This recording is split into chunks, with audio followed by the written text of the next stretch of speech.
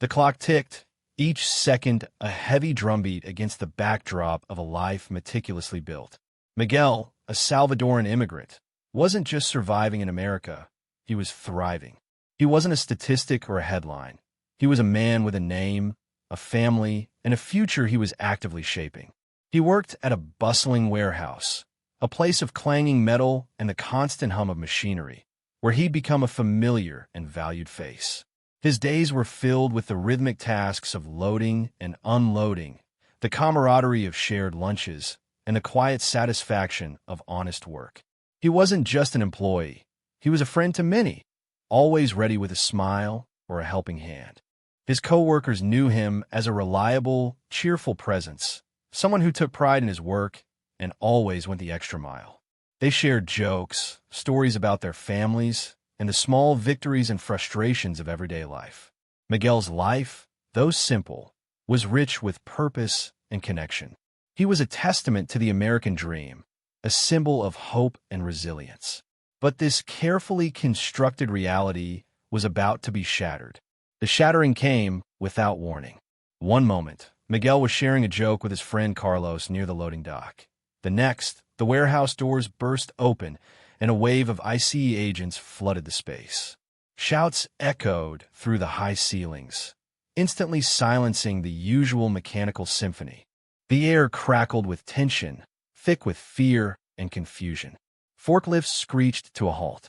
Workers froze, their faces etched with disbelief. The rhythmic pulse of the warehouse, a constant for so long, stuttered and died. It was as if a switch had been flipped, plunging the familiar workplace into a scene of stark, unsettling chaos.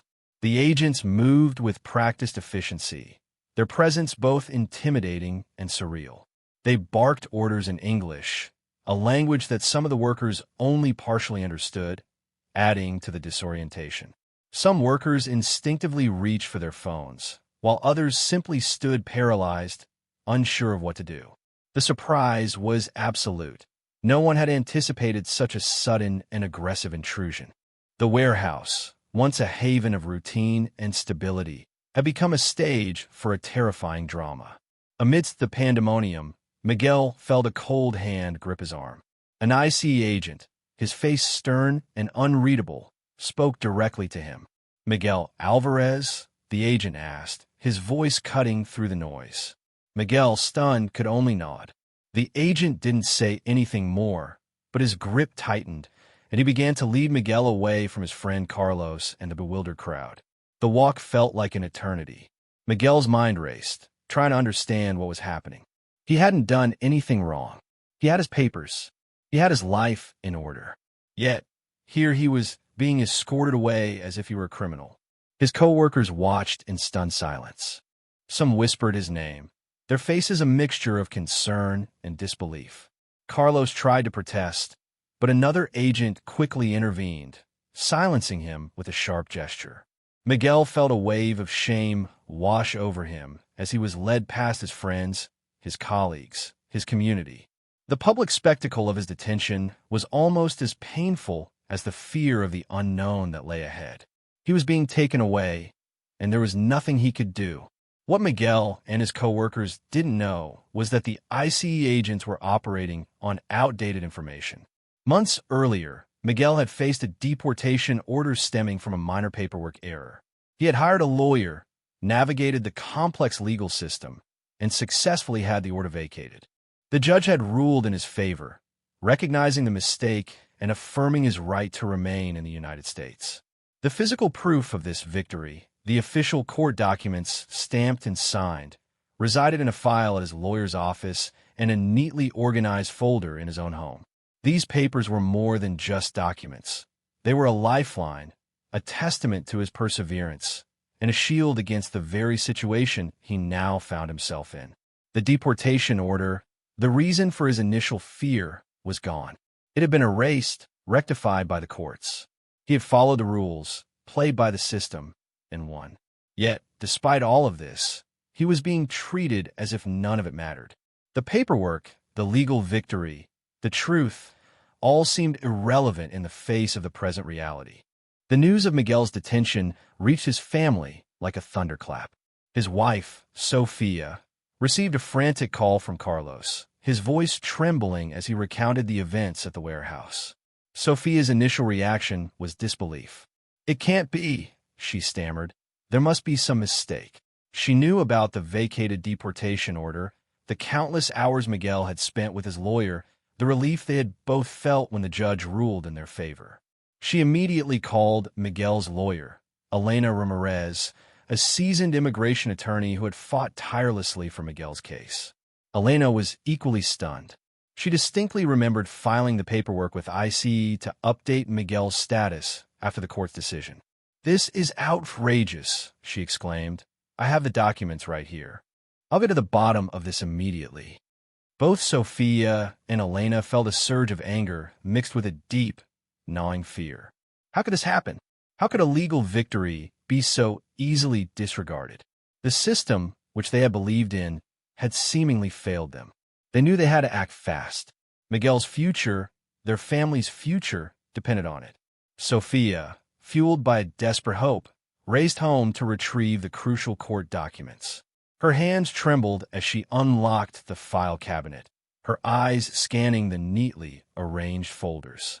Finally, she found it, the official order vacating the deportation order, stamped with the court seal.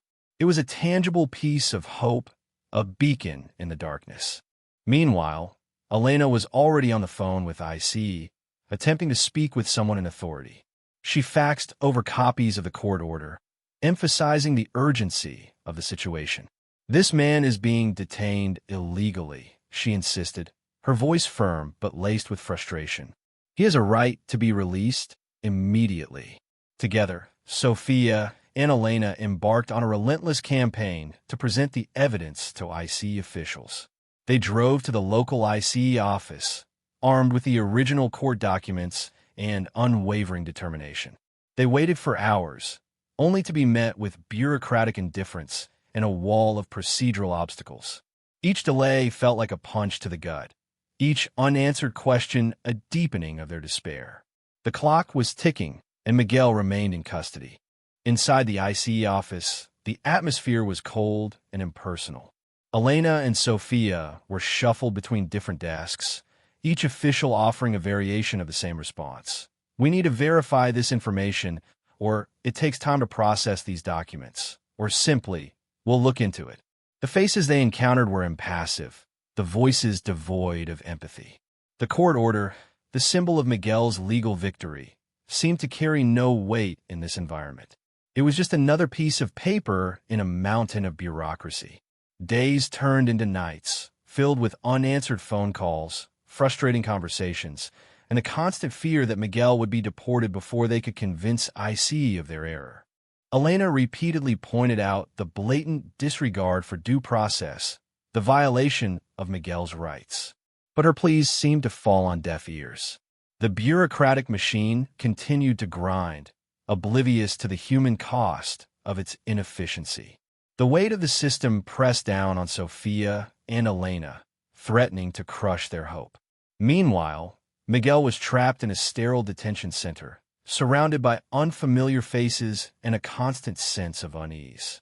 The days blurred together, marked only by the monotonous routine of meals and roll calls.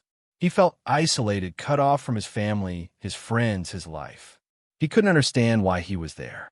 He had followed the law, obtained the necessary paperwork, and yet he was being treated like a criminal. The fear of deportation loomed over him, a dark cloud threatening to engulf his future. He worried about Sophia, about his children, about the life they had built together. Sleep offered little respite, haunted by nightmares of separation and uncertainty. He longed for the familiar comfort of his own bed, the warmth of his wife's embrace, the sound of his children's laughter. Instead, he was confined to a cold, impersonal cell, his fate hanging in the balance, a victim of bureaucratic inertia and a system that seemed determined to ignore his legal rights. Hope began to dwindle, replaced by a growing sense of despair. Back at the ICE office, behind closed doors, a frantic scramble was underway. Senior officials, alerted to the potential legal disaster, were now reviewing Miguel's case with newfound urgency. Internal emails flew back and forth, filled with legal jargon and whispered anxieties.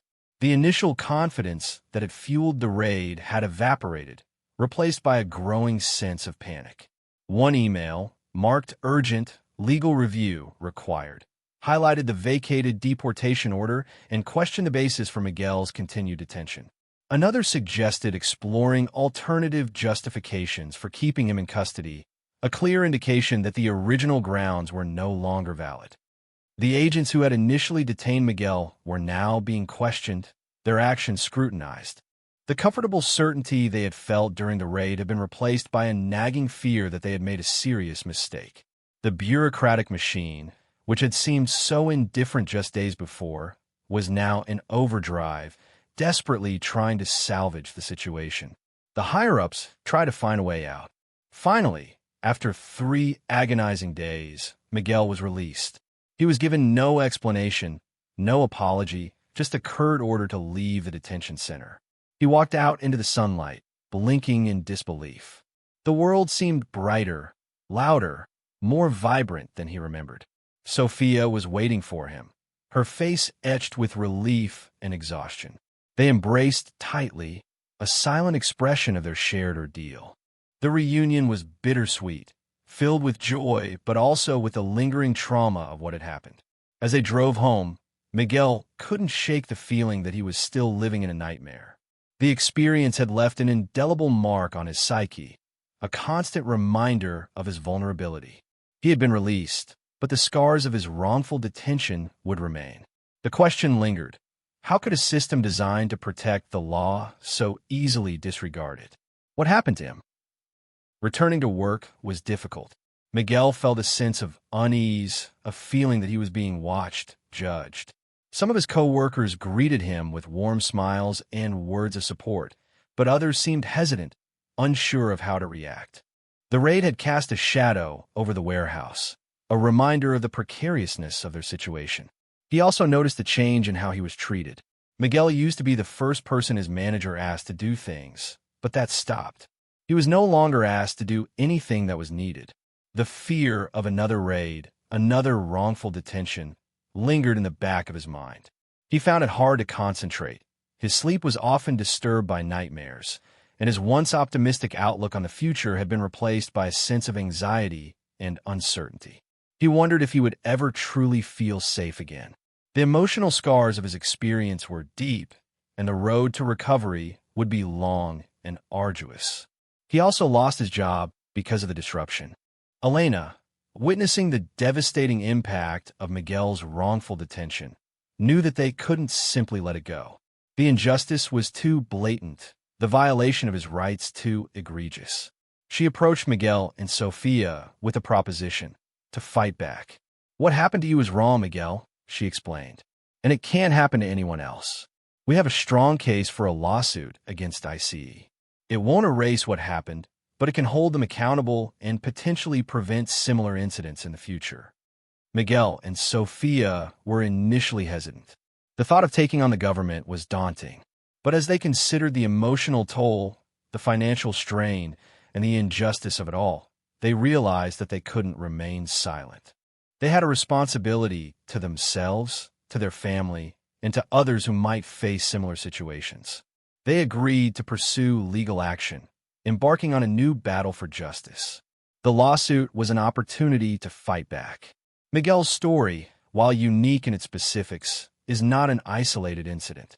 It is a symptom of a larger problem within the immigration system, a system that is often overburdened, understaffed, and prone to errors. The potential for mistakes, even with proper documentation, can have devastating consequences for individuals and families. The case highlights the importance of due process and the need for greater oversight of immigration enforcement agencies. It raises questions about the training and accountability of ICE agents and the safeguards in place to prevent wrongful detentions. Miguel's experience serves as a stark reminder that immigration policies are not just abstract laws and regulations. They are policies that directly impact the lives of real people. His story is a call for greater empathy, understanding, and a commitment to ensuring fairness and justice for all, regardless of their immigration status. It is a call to be more careful. Miguel's fight is far from over. His lawsuit against ICE is a testament to his resilience and his determination to seek justice. It is a long and arduous process, but he is committed to seeing it through, not just for himself, but for all those who have been unfairly targeted by the immigration system. The outcome of his case could have far-reaching implications, potentially setting a precedent for future lawsuits against ICE and forcing the agency to implement reforms to prevent similar incidents. While Miguel's story is filled with pain and suffering, it is also a story of hope and courage. It is a story that reminds us of the importance of standing up for what is right, even when the odds seem insurmountable. It is a reminder that even in the face of injustice, the human spirit can prevail. It is a fight that he will see through. Miguel's story is a reminder that behind every immigration statistic, there is a human being with hopes, dreams, and a family. It's a reminder that due process matters, that mistakes can have devastating consequences, and that we must strive for a system that is both just and humane. So what can you do? Learn more about immigration policies and their impact on communities. Support organizations that provide legal assistance to immigrants. Speak out against injustice and advocate for reforms. Share Miguel's story and others like it to raise awareness and promote understanding. Remember that every action, no matter how small, can make a difference. Together, we can create a more just and equitable world for all. Let Miguel's fight inspire you to be a voice for change, to stand up for the rights of others, and to work towards a future where stories like his are no longer a reality. Be the change.